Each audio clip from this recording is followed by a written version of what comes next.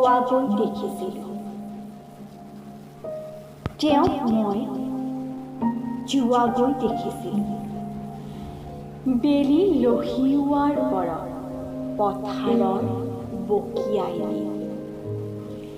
মূৰত জাপি, কান্ধত মেট মৰা দুটা ডাঙৰীৰ জিৰিক জিৰিক মাত।